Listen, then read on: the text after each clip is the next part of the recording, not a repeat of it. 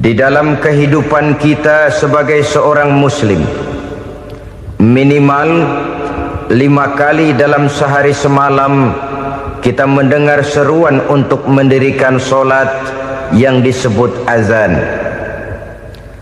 Ada kalimat menarik di dalam kalimat azan itu, yakni seruan hayya 'alal falah, marilah menuju kepada keberuntungan, marilah meraih kemenangan. Seruan ini adalah kecenderungan dari setiap manusia, apapun warna kulitnya. Artinya, setiap orang dalam hidup selalu ingin meraih dan mencari kemenangan. Kemenangan akan melahirkan kepuasan batin, dan kepuasan batin memberikan kebahagiaan. Sedangkan kekalahan melahirkan penderitaan batin, dan penderitaan batin menjerumuskan seseorang di dalam berbagai bentuk kerugian. Jikalau inilah seruan azan, maka masalahnya ialah apa yang menyebabkan kita meraih kemenangan. Al-Quranul Karim memberikan tuntunan dan ajaran kepada kita bahwa orang-orang yang memperoleh kemenangan itu tidak lain adalah orang-orang yang bertakwa. Hanyalah mereka yang bertakwa kepada Allah Subhanahu wa ta'ala pada akhirnya akan tampil sebagai pemenang. Lalu siapa orang yang bertakwa itu?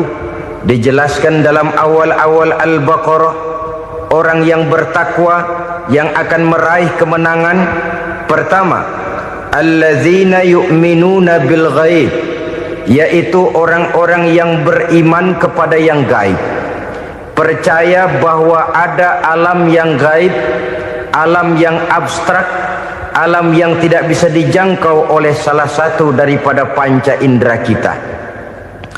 Mereka percaya dan beriman kepada adanya malaikat, beriman kepada adanya iblis dan jin, beriman kepada adanya alam kubur, beriman kepada adanya alam mahsyar, beriman kepada adanya alam akhirat, beriman kepada adanya surga dan neraka.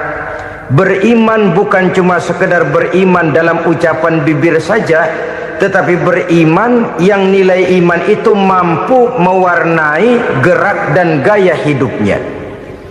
Iman yang meresap sampai ke tulang sumsum, kemudian memberikan dampak positif di dalam kehidupan manusia.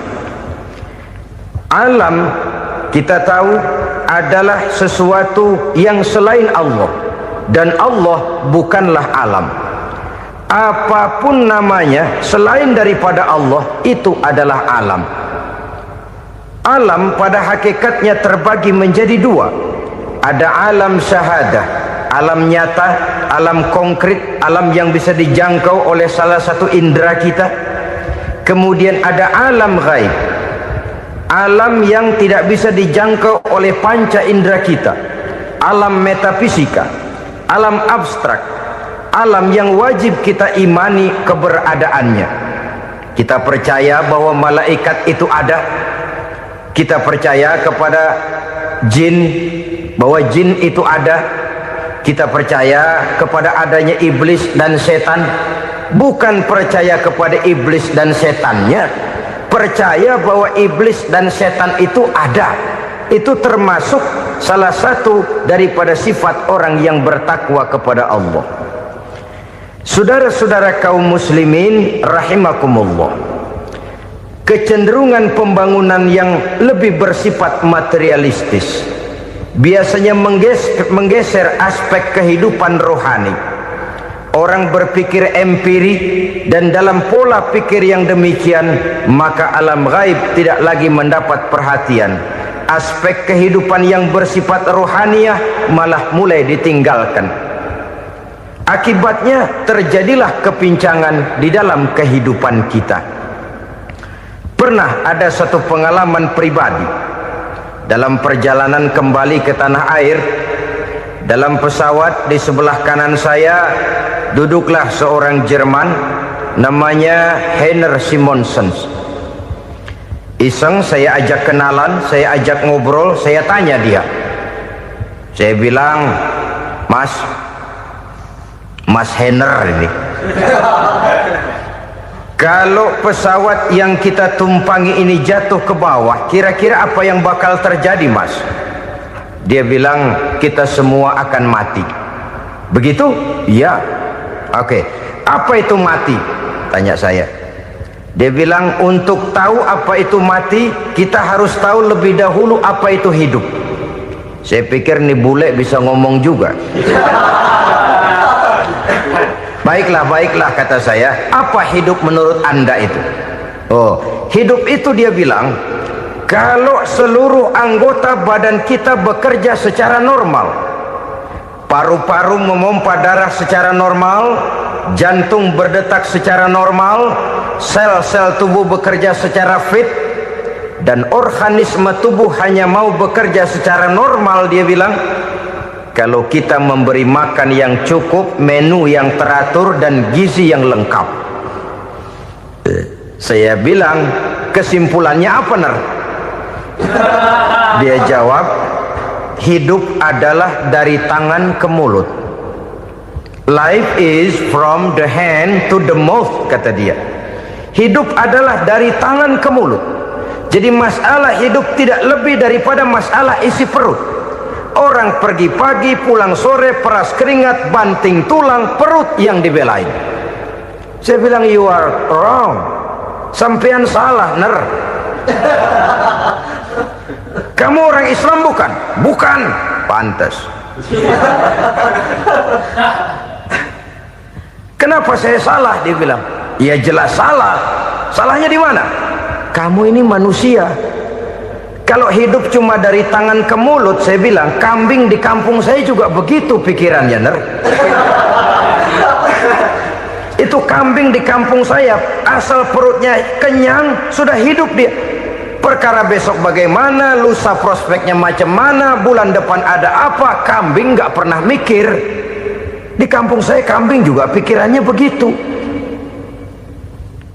Kamu Kristen ya? Tadinya. Loh, kok tadinya, lalu apa sekarang kamu ini? Dia bilang, sekarang saya netral. Saya tidak beragama, tapi saya percaya kepada Tuhan sebagai pencipta alam. Saya ingat benar dia bilang, I haven't any religious, but I believe to God as the creator of the world. Kenapa bisa netral begitu, Ner? Habis saya bingung, katanya. Islam bilang Islam baik, Kristen bilang Kristen baik, Hindu Buddha bilang Hindu Buddha baik, semua agama baik. Saya netral sekalian, nggak beragama. Yang penting saya percaya kepada Tuhan. Saya bilang, Ner, kamu ini kayak orang mau beli celana, lalu bingung. Yang satu bilang Levi's bagus, yang satu bilang Blue Jean hebat, yang satu bilang Wool England hebat. Celana ini hebat, celana itu bagus, celana ini hebat, semua celana bagus, kamu bingung. Akhirnya netral, tidak pakai celana. Itu juga salah. Saya pikir-pikir, kemudian saya melihat bahwa dua pola berpikir Henner ini nampaknya sudah mulai menggejala di lingkungan masyarakat bangsa kita.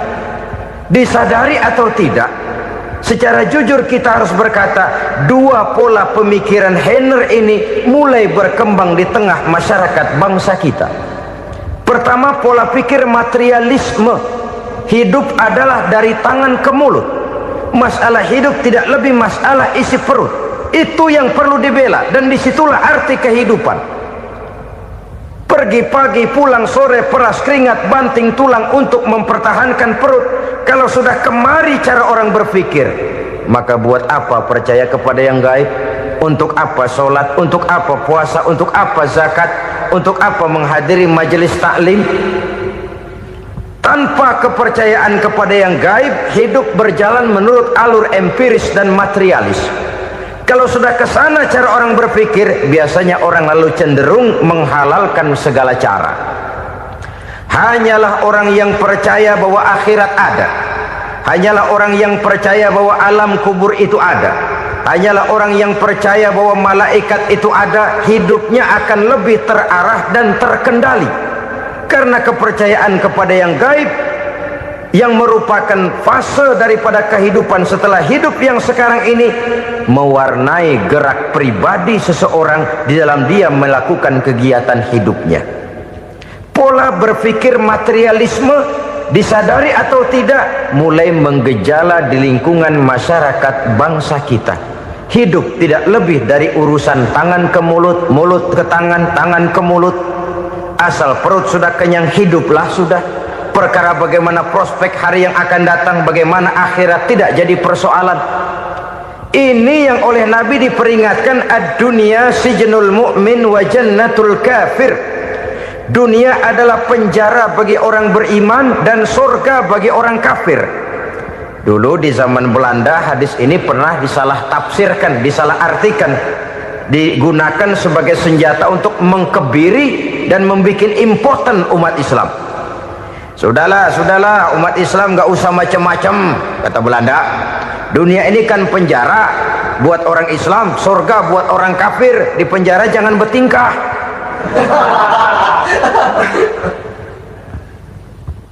Pengertiannya tidak begitu. Dunia adalah penjara bagi orang mukmin. Artinya dalam kehidupan dunia seorang mukmin tidak bebas memperturutkan hawa nafsunya. Di penjara hawa nafsunya itu. Sebaliknya surga bagi orang-orang kafir. Buat orang kafir surgalah dunia ini. Mereka bebas memperturutkan hawa nafsunya, dilarang tidak terlarang, dicegah pun tidak tercegah. Mereka hidup menurut alur bisikan nafsu mereka sendiri. Kemudian bila ajal datang, maut merenggut nyawa, selesailah surganya sampai di situ. Maka bagi orang-orang yang tidak percaya kepada adanya akhirat, kepada adanya alam gaib, surganya sebatas umurnya. Sekali lagi, surganya sebatas umurnya. Bila umur selesai, ajal pun datang merenggut nyawa, selesailah sudah surganya sampai di situ. Alangkah pendeknya perjalanan orang-orang yang tidak percaya kepada alam gaib ini. Bagi kita mukmin, jikalau kita mampu memenjarakan hawa nafsu, kita bisa bahagia di dunia ini. Dan Islam memang tidak menyuruh kita sengsara di dunia. Raih dunia, kejar dunia, gapai dunia sebagai alat untuk mencapai kebahagiaan di akhirat nanti. Hidup adalah satu perjalanan panjang yang terbentang sejak kita terlahir dari alam rahim sampai kepada alam akhirat nanti. Andai kata kita gagal meraih kebahagiaan di dunia, toh kita masih punya akhirat. Tapi jangan jadi dalil yang melemahkan semangat. Biarin dah kita di dunia kebelangsak, yang penting akhirat. Akhirnya dunia benar-benar kebelangsak.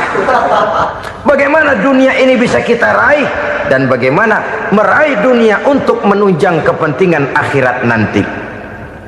Yang kedua, dari pikiran Heiner yang saya lihat menggejala di lingkungan masyarakat bangsa kita, timbulnya manusia-manusia netral. Seolah-olah Tuhan yes, agama no. Sama Tuhan percaya, agama ogah. Tuhan ngangguk, giliran agama godeng. Padahal hampir dalam setiap ayat dalam Quran, kata-kata amanu biasanya bergandeng dengan wa amilus sholihat. Iman dan amal soleh. Ini sebagai isyarat Tuhan dan agama jangan pernah dipisah-pisah. Apabila kita bertuhan, maka kita harus beragama. Apabila kita beragama, maka agama itu harus bersumberkan dari Tuhan yang kita imani itu. Tidak mungkin kita pisah, Tuhan yes, agama no. Sama Tuhan percaya tapi agama bikin sendiri. Sembayangnya cukup bengong 2 jam madep ngulon.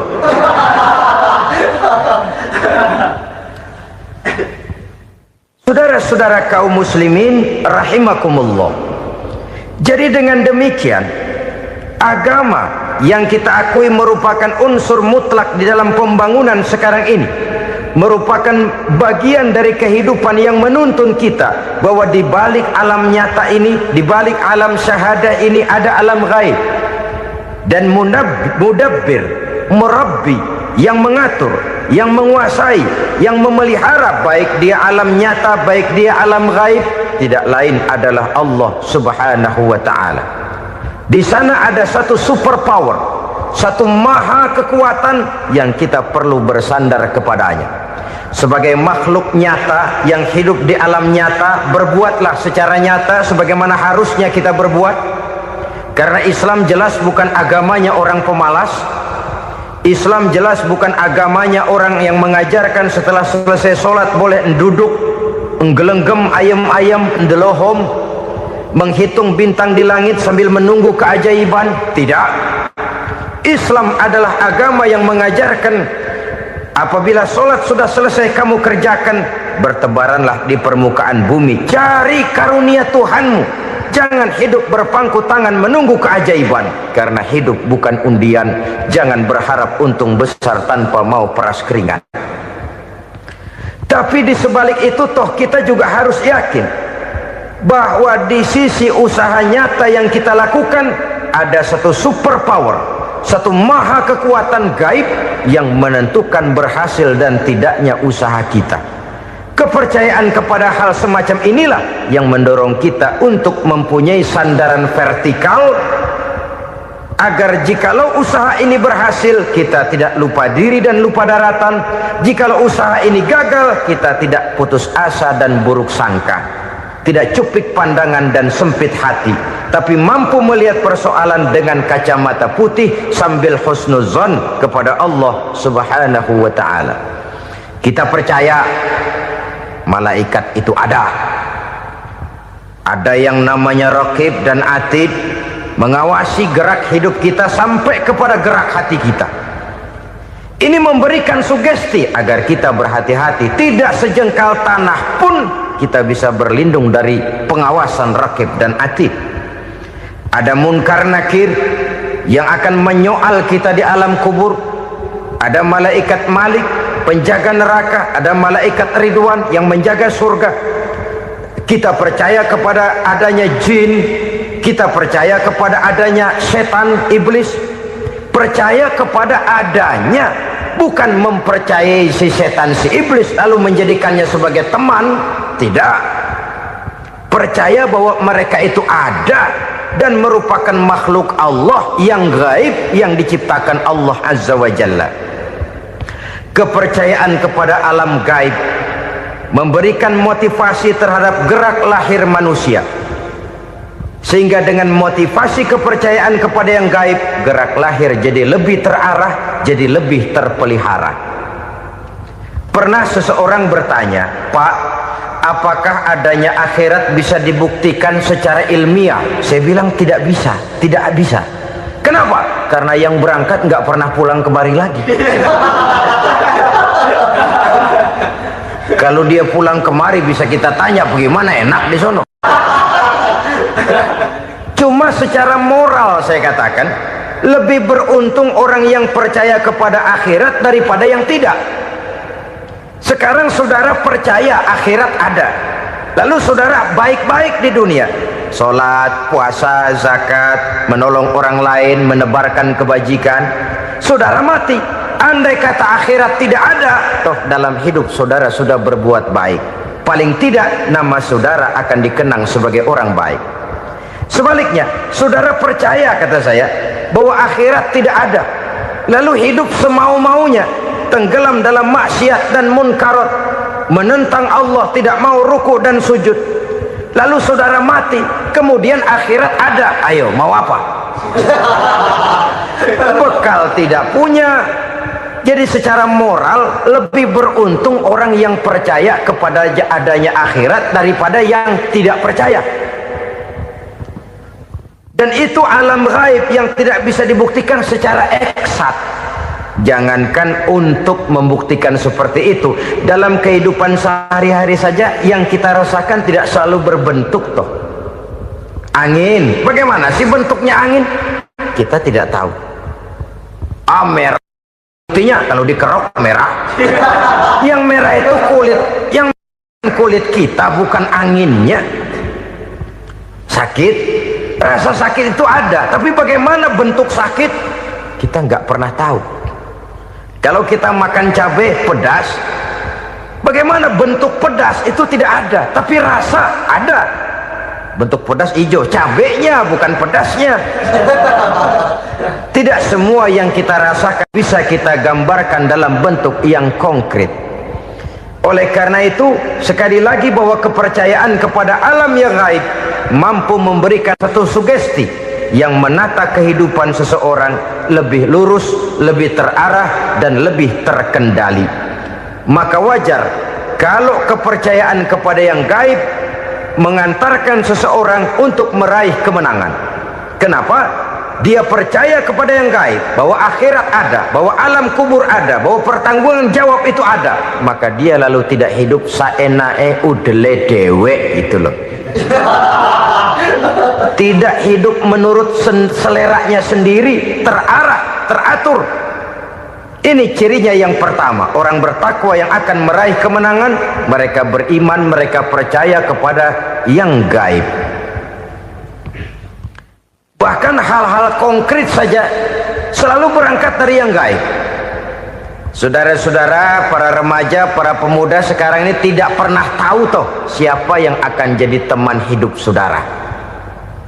Kita bisa saja ngerancang, mentargetkan, tapi toh akhirnya yang namanya jodoh bukan kekuasaan kita. Rezeki di luar kemampuan kita. Begitu juga ajal, maut, jodoh, ajal adalah contoh-contoh konkret bahwa pada akhirnya yang gaiblah yang menentukan. Bertahun-tahun ngelancong, emang jodoh seret, nggak jadi.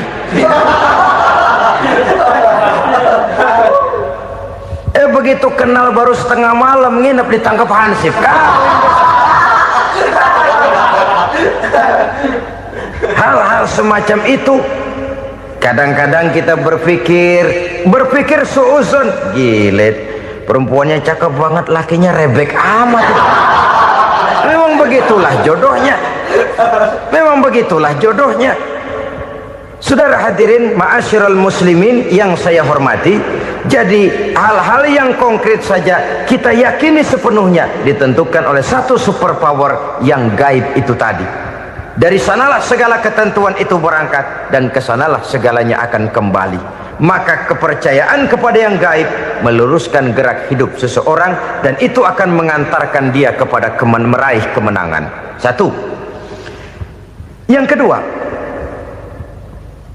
wa yuqimuna shalah. Orang bertakwa yang akan meraih kemenangan itu adalah orang-orang yang mendirikan sholat. Kenapa sholat mengantarkan orang untuk meraih kemenangan? Yang jelas, inna sholata tanha anil fahsya'i wal munkar. Sholat mampu mencegah manusia dari perbuatan keji dan munkar. Banyak filsafat hidup yang terkandung di dalam sholat ini. Sejak kita wudhu sampai kita menghadap ke arah kiblat, sampai kita melakukan gerak-gerak sholat, bacaan-bacaan yang ada di dalam sholat, lalu sampai kepada mengucapkan salam. Banyak filsafat hidup yang terkandung di dalam sholat. Umpamanya saja, setelah takbiratul ihram mulai kita dengan sholat dalam posisi berdiri, diajarkan dalam kitab-kitab fikih agar kita melihat ke arah tempat sujud. Ini kan filsafat kehidupan. Kalau kamu sholat dalam posisi berdiri, lihat tempat sujud. Jangan sholat mata jelalatan, sebab nanti bisa mengurangi kekhusyuan. Jadi wajar kalau yang dikatakan bahwa yang paling afdol adalah shaf yang di depan. Kenapa? Secara harfiah pengertiannya akan lebih mengundang kekhusyuan. Kenapa? Kalau kita di shaf paling depan di masjid umpamanya paling banter kita lihat tembok. Tapi kalau kita shaf di tengah atau di belakang, orang-orang di depan kita pun akan kelihatan. Yang bajunya loreng, yang bajunya genggang, yang bajunya macam-macam. Kita lihat, kadang-kadang kita pikirin, ada yang bajunya bolong. Kita sholat tapi dalam hati, nih orang bajunya robek yang nggak tahu apa. Ada saja hal-hal yang mengusik kekhusyuan kita. Oleh sebab itu diajarkan dalam posisi berdiri, lihat, arahkan pandangan matamu kepada tempat sujud. Ini kan filsafat kehidupan. Maksudnya apa? Kalau lagi diri lihat dong tempat sujud. Kalau udah di atas ingat dong sama yang bawah. Kalau sudah tinggi, ingat dong dari mana kamu berangkat. Kalau sudah berkuasa, bantu dong yang lemah. Kalau sudah kaya, santuni dong yang miskin. Kalau sudah alim, bimbing dong yang awam. Ini filsafat kehidupan. Dalam posisi berdiri, kau lihat tempat sujud. Ini akan melahirkan kepekaan sosial, di mana seseorang mau tahu kepada orang lainnya. Bagaimanapun kaya kita, tinggi pangkat dan jabatan kita, jikalau hidup hanya untuk kepentingan perut sendiri saja, rasanya belum membawa manfaat di dalam kehidupan kita. Tapi efek yang tertinggi sesungguhnya, solat mencegah manusia dari perbuatan keji dan munkar. Perbuatan keji dan munkar, walaupun kelihatannya mendatangkan uang, membawa keuntungan, tapi itu keuntungan semu, keuntungan sementara. Dengan menipu orang lain kita bisa dapat untung, tapi tidak membawa berkah, dan itu adalah kerugian besar dalam kehidupan kita. Maka untuk meraih kemenangan harus dimulai dengan membentuk kepribadian yang tegar, memiliki sandaran vertikal yang langsung kepada Allah Subhanahu wa ta'ala, dan itu hanya bisa kita tempuh melalui jalur ibadah formal yang sudah ditentukan Allah, yakni solat yang 5 waktu. Untuk memperkuat itu ada solat-solat sunnah, rawatib, nawafil sebagai terminal kontrol cadangan untuk memelihara stabilitas temperatur batin di dalam kita berhubungan dengan zat yang maha gaib, yaitu Allah Subhanahu wa ta'ala. Orang sering bertanya, Pak, itu tetangga saya nggak sholat, duitnya nggak habis-habis, Pak. Nggak sholat tapi mobilnya tambah terus, nggak sholat tapi usahanya makin maju. Tapi di sisi lain ada orang yang rajin sholat, rezekinya butak bener, anaknya mana kurus, mana korengan.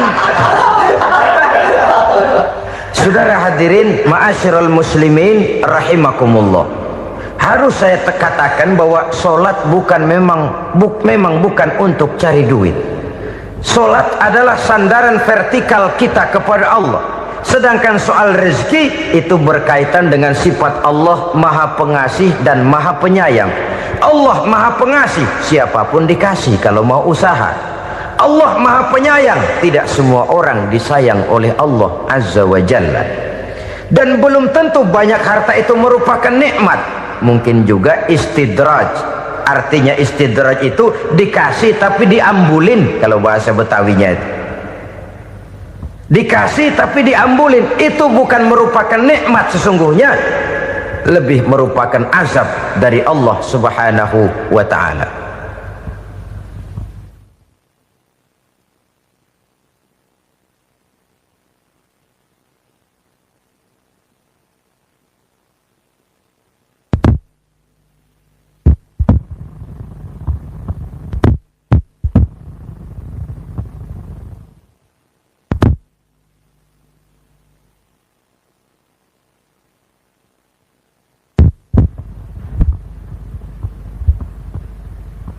Agama mempunyai sistem solat, dan kita umat Islam telah dituntun oleh Allah Subhanahu wa ta'ala yang wajibnya 5 kali dalam sehari semalam mendirikan solat, dan itu tentu berada dalam jangkauan kemampuan manusia.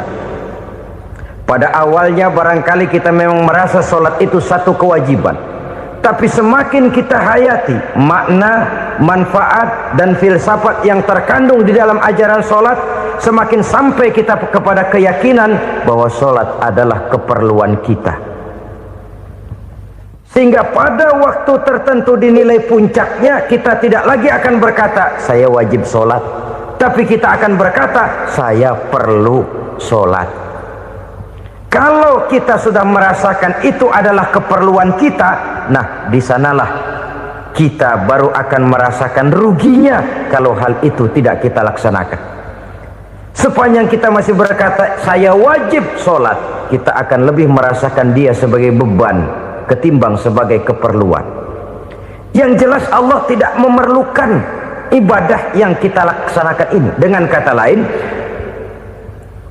Andai kata satu dunia penuh ini orang tidak ada yang sholat satu pun, Allah tidak akan turun dari jabatan Tuhan.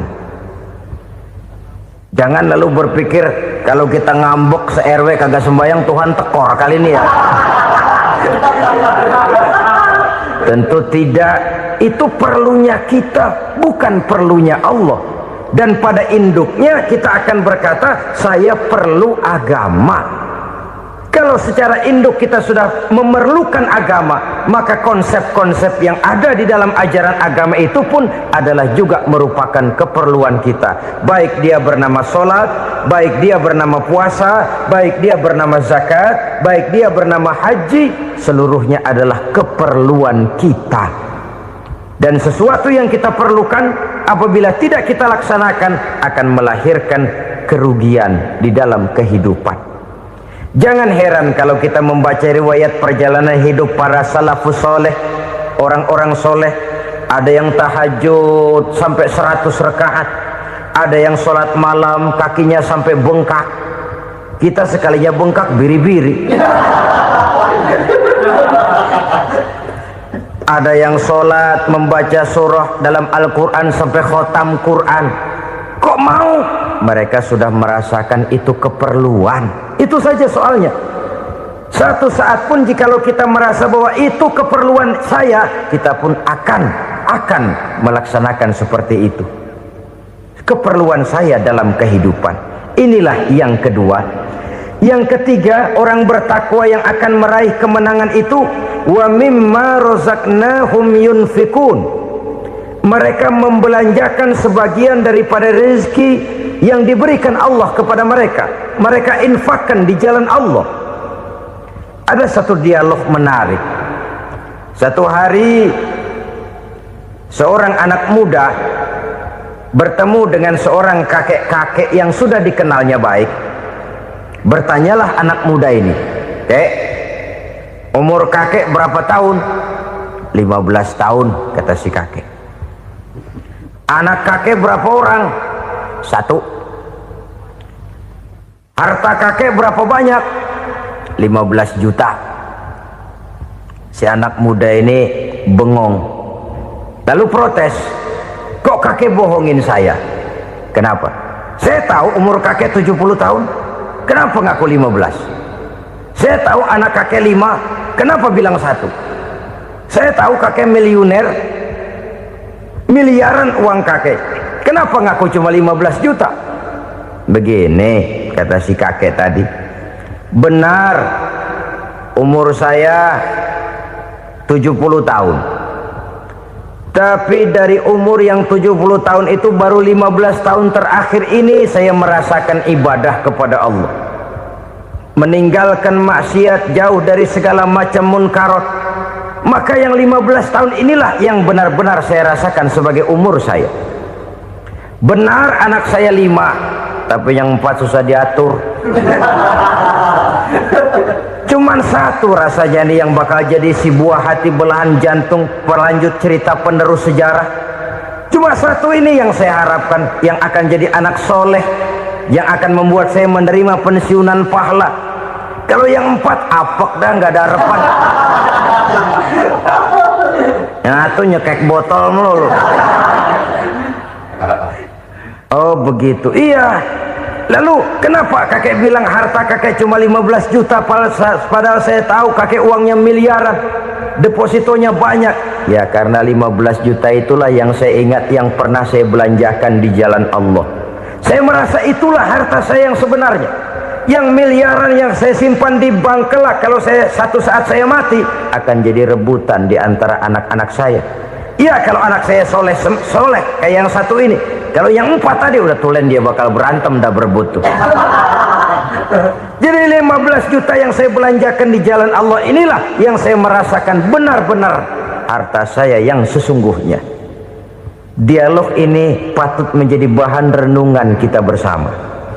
Diberikan kita umur 40, 50, 60, 70, 80. Berapa tahun dari umur yang diberikan itu yang jalan mulus, yang kita gunakan untuk melaksanakan ibadah? Banyak harta kita simpan di bank, di lemari, di dompet, di tas. Tapi berapa yang sudah kita depositokan di jalan Allah yang akan menemani kita di hari kita kembali nanti? Maka orang bertakwa yang akan meraih kemenangan, wa mimma razaqnahum yunfikun, mereka membelanjakan sebagian dari rezeki yang diberikan Allah di jalan Allah subhanahu wa ta'ala. Ma'asyiral muslimin rahimakumullah, zahirnya memang kita memberikan kepada orang lain, tapi hakikatnya kita menyimpan untuk diri kita sendiri. Kita memberikan kepada yatim piatu 25.000, zahirnya kita memberikan si yatim, hakikatnya kan kita cuma nyimpan. Saya berikan, titip kepadamu, ini untuk saya di akhirat. Kau boleh belikan baju, kau boleh belikan untukmu makan, kau boleh bayarkan sekolahmu, ini untuk saya. Hakikatnya kita nyumbang masjid 1 juta, zahirnya kita berikan kepada panitia masjid, tapi hakikatnya kan cuma titip 1 juta ya, untuk saya di alam kubur nanti. Silahkan kau boleh belikan semen, ini uang, belikan besi, belikan pasir, saya cuma sekedar titip untuk kepentingan saya. Hakikatnya kita cuma sekedar menitip. Sebagaimanapun pada hakikatnya, apapun yang kita miliki dalam kehidupan kan cuma sekedar hak guna pakai, bukan hak milik mutlak. Harta kita, rumah kita, kendaraan kita, kebun kita, pabrik kita, hak guna pakai saja. Hak milik mutlak cuma untuk Allah subhanahu wa ta'ala. Saudara-saudara kaum muslimin rahimakumullah, ini yang ketiga. Kemudian yang keempat, orang-orang bertakwa yang akan meraih kemenangan, allazina yu'minuna bima unzila ilaika, mereka yang beriman, mereka yang percaya kepada apa yang telah diturunkan kepadamu Muhammad, ay Al-Quran, yakni Al-Quranul Karim.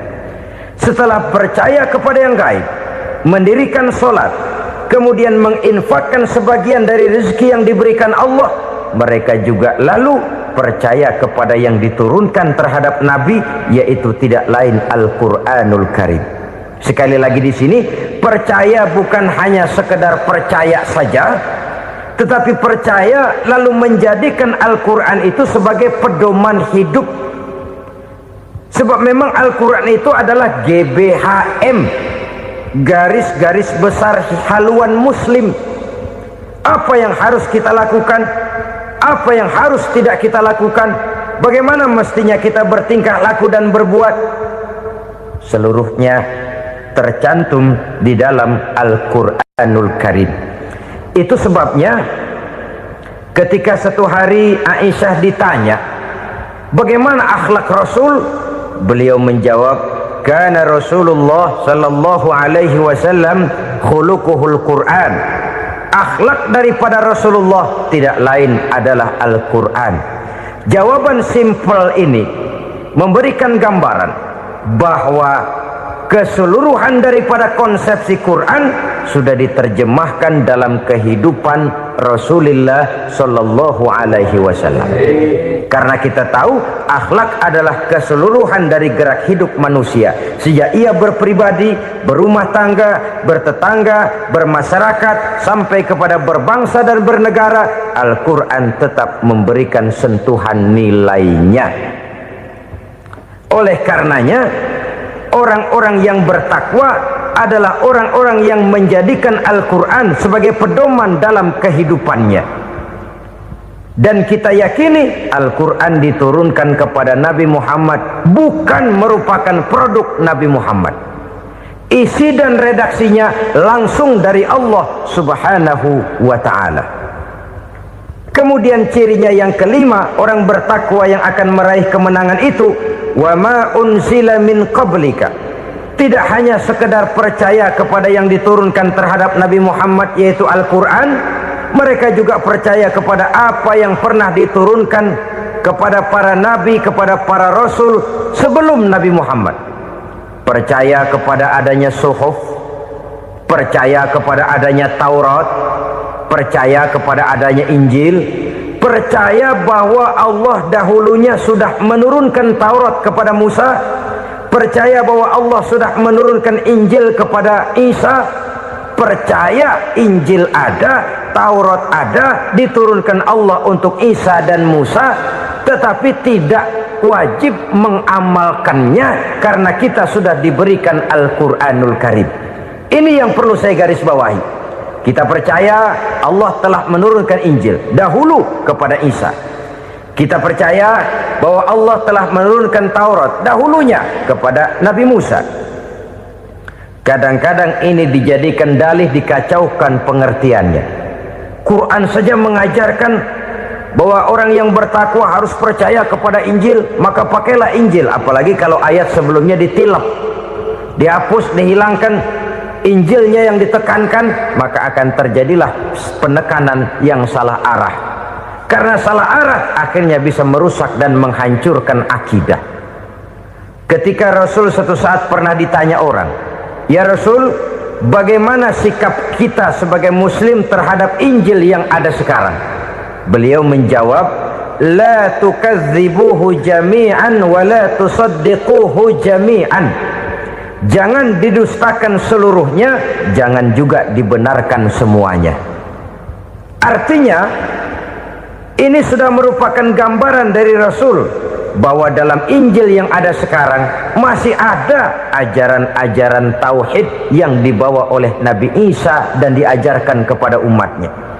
Tapi juga dalam Injil yang sekarang ini sudah terkena intervensi dan investasi manusiawi. Karena itu Rasul menyimpulkan, la tukadzibuhu jami'an wa la tusaddiquhu jami'an. Jangan didustakan semua, jangan dibenarkan seluruhnya. Kita memang percaya Allah telah menurunkan Injil kepada Nabi Isa dulu, tapi kita tidak wajib mengamalkan Injil. Kita percaya Allah telah menurunkan Taurat kepada Nabi Musa, tapi kita tidak wajib mengamalkan kitab ajaran Taurat.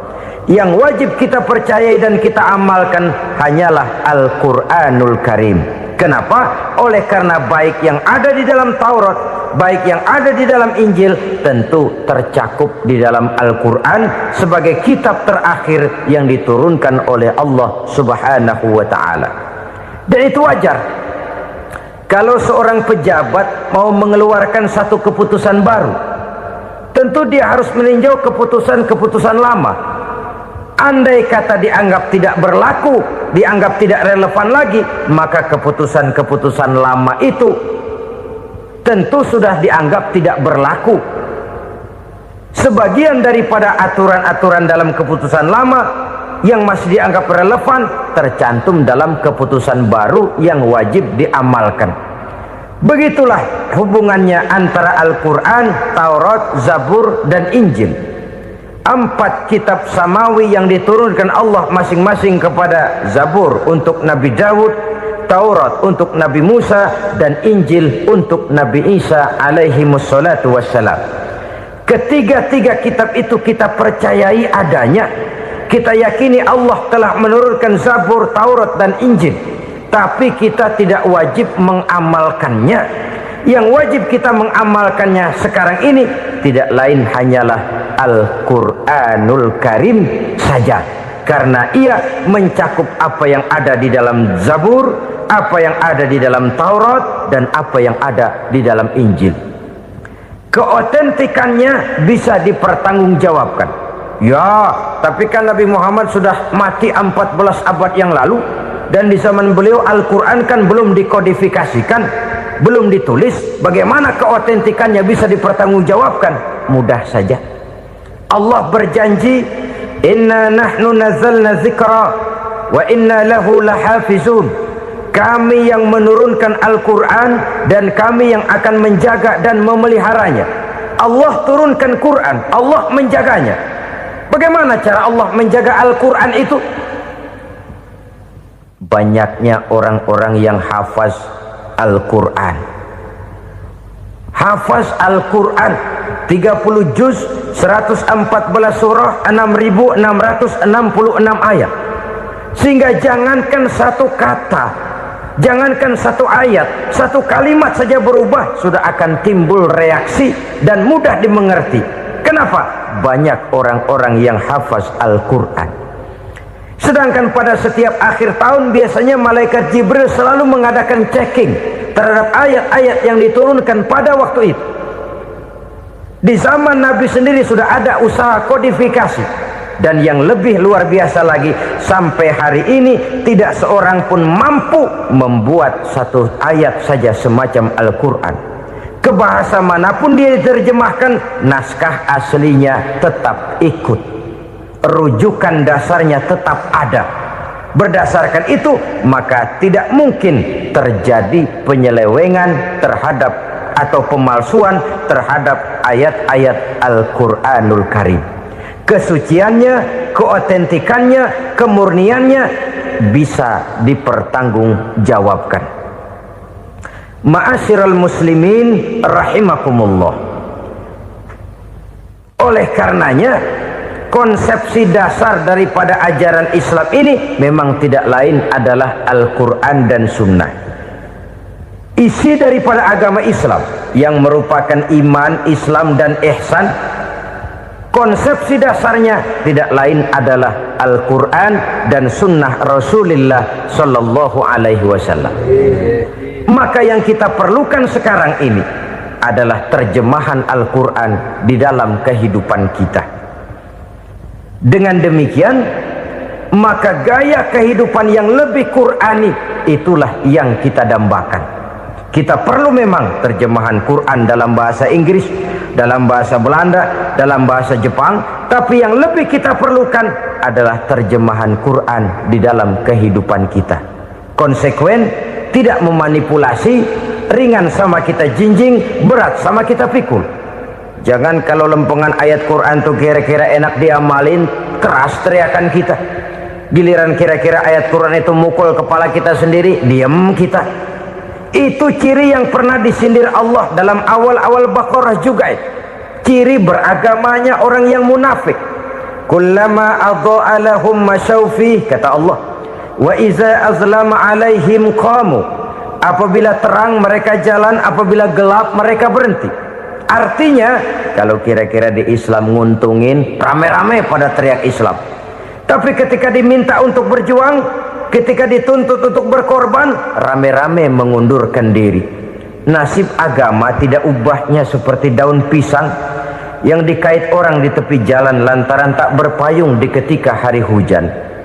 Manakala hujan usailah sudah, daun itu pun dicampakkan di tepi jalan, diinjak pula orang nan lalu. Artinya orang menjadikan agama cuma sebagai lipstick, decoration only, tidak konsekuen. Hanya pada saat-saat kelihatannya Islam membawa keuntungan, rame-rame orang teriak-teriak tentang Islam. Tapi jikalau diminta berjuang, jikalau dituntut untuk berkorban, biasanya rame-rame juga mengundurkan diri. Jangan heran kalau mayoritas hitungan kita, tapi minoritas peranan kita. Kuantitas kita dalam jumlah, tapi dalam kualitas kita lebih sering jadi penonton daripada jadi pemain. Padahal itu sangat tidak boleh terjadi. Umat Islam di Indonesia harus bangkit. Umat Islam di Indonesia harus sadar akan keberadaannya. Tidak boleh hanya jadi penonton berpangku tangan, karena memang agama kita juga mengajarkan untuk konsekuen di dalam menjabarkan ajaran-ajaran daripada agama kita. Kita sering jatuh menjadi umat yang lemah oleh karena kita ini tidak pandai menggalang kebersamaan yang diakibatkan tidak konsekuennya kita. Diistilahkan bahwa umat Islam di dalam menggalang kebersamaannya itu harus seperti orang main sepak bola. Saudara-saudara kan tahu orang main sepak bola itu. Orang main sepak bola, kalau pertandingan belum dimulai sih silakan saja kumpul di luar lapangan, atur strategi yang baik. Tapi kalau pertandingan sudah dimulai, turun ke lapangan hijau, jangan kumpul terus. Ada sepak bola gotong royong, mundur-mundur rame-rame, depan ke depan kumpul melulu mainnya. Kalah. Orang main sepak bola itu ya harus ada penyerang tengah, harus ada penjaga gawang, harus ada strikernya, harus ada kiri luarnya, kanan dalamnya yang jadi backnya. Posisi boleh bermacam-macam, tapi yang penting saling ngoper untuk menggolkan gawang lawan. Begitulah umat Islam ini. Boleh ada yang jadi pejabat, boleh ada yang jadi pengusaha, boleh ada yang jadi petani, silakan ada yang jadi seniman, ada yang jadi penyair, ada yang jadi artis sekalipun. Tapi kalau sudah berhasil menguasai bola, jangan lupa operannya. Operan itu yang langka. Kita ini muslim kadang-kadang kalau sudah memegang menguasai bola, kalau belum mau mampus, belum mau ngoper. Nanti kalau sudah nggak punya bola, baru mau ngoper. Kalau sudah dengar-dengar mau dekat pensiun, baru mau jihad, baru mau berjuang, baru mau ngurus pesantren. Tanda tangan sudah tidak laku, memo sudah tidak dihargai, baru mau berjuang. Kemarin kemana, Mas? Kita tidak pandai memanfaatkan posisi. Dengan kata lain, kalau kembali kepada persoalan kita, konsekuensi kita terhadap agama yang kita anut ini belum ideal. Kita masih lebih sering berislam ini pada saat-saat yang menurut perhitungan kita membawa keuntungan. Tapi kalau diminta berjuang, dituntut berkorban, yang itu pun hakikatnya adalah untuk kepentingan kita juga. Allah tidak pernah menuntut kita untuk jihad bagi kepentingan Allah, itu tidak. Berjuang menegakkan agama Allah, apakah untuk kepentingan Allah? Tidak, untuk kepentingan kita. Sebab nilai-nilai jihad itu pada akhirnya akan membawa kita kepada satu kebahagiaan. Setidaknya kalau tidak di dunia, tentu di akhirat sebagai syahid. Oleh karena itu, pada bagian akhir ini saya ingin mengajak, marilah kita konsekuen. Sekali kita berkitabkan Al-Quranul Karim, mari dia kita jadikan pedoman. Jangan cuma kita jadikan sebagai penghias dinding, pelengkap rumah, bahwa di rumah kita ada Al-Quran, tapi yang baca kecoa. Habis pada bolong tuh Quran. Yang penting kan punya Quran. Ditaruh di pintu rumah, biar apa? Biar kuntilanak kagak masuk katanya. Ya apa itu nasib Quran, cuma kerjanya jaga pintu, ngusir kuntilanak, ngusir memedi. Bagaimana kita hidup menurut tuntunan Al-Quran? Kadang-kadang tidak pernah menjadi masalah bagi kita.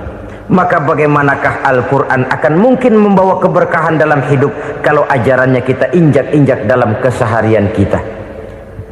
Mewujudkan gaya hidup yang lebih Qurani, itulah yang akan kita rintis di dalam kehidupan kita, bertahap, step by step, menurut kemampuan yang ada pada kita. Jika jalan ini tidak bisa kita selesaikan, percayalah akan ada generasi penerus yang akan melanjutkan usaha dan cita-cita mulia itu. Jadi percaya kepada Taurat, percaya kepada Injil, sekadar percaya Allah dahulunya sudah menurunkan itu, tapi kita tidak wajib mengamalkannya. Kenapa? Generasi Injil masa berlakunya sudah kedaluarsa. Taurat masa berlakunya sudah kedaluarsa. Injil pernah berlaku untuk orang Nasrani di zaman Nabi Isa. Taurat pernah berlaku untuk orang Yahudi di zaman Nabi Musa. Setelah generasinya berlalu, datang Rasul penutup yang membawa Al-Quranul Karim, maka Al-Quran itulah yang berlaku menjadi pedoman sampai hari akhir nanti. Jangan jauh dari Al-Quran, karena apabila ini kita lakukan, maka kita akan kembali kepada satu gaya hidup yang jauh dari tuntunan agama, dan itu artinya kita akan semakin jauh untuk meraih kemenangan.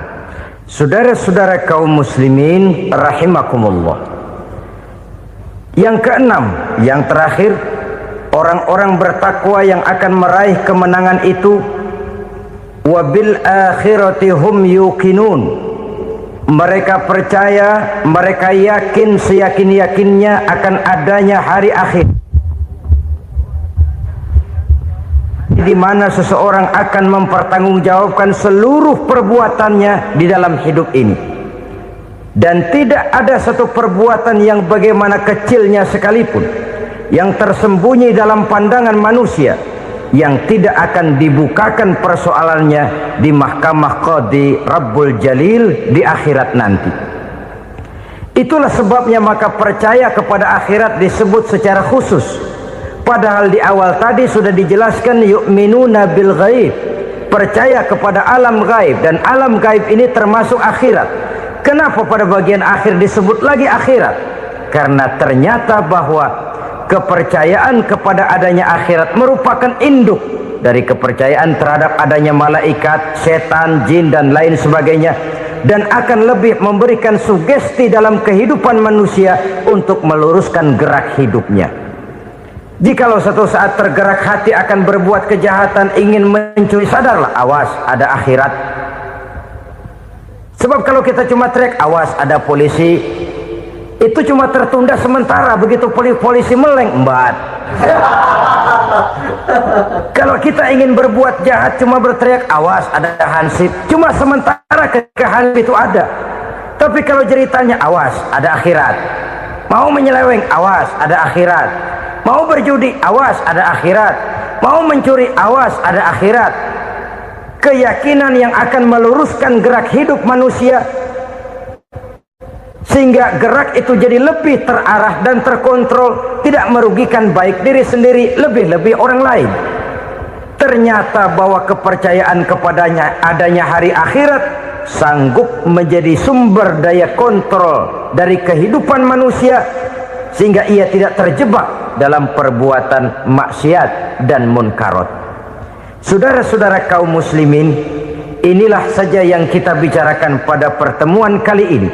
Semoga Allah subhanahu wa ta'ala memberikan kekuatan zahir dan batin kepada kita untuk dapat meraih kemenangan dengan beriman kepada yang gaib, mendirikan solat, membelanjakan sebagian dari rezeki yang diberikan Allah, percaya kepada Al-Quran, beriman kepada kitab-kitab yang diturunkan sebelum Al-Quran, lalu meyakini adanya hari akhirat.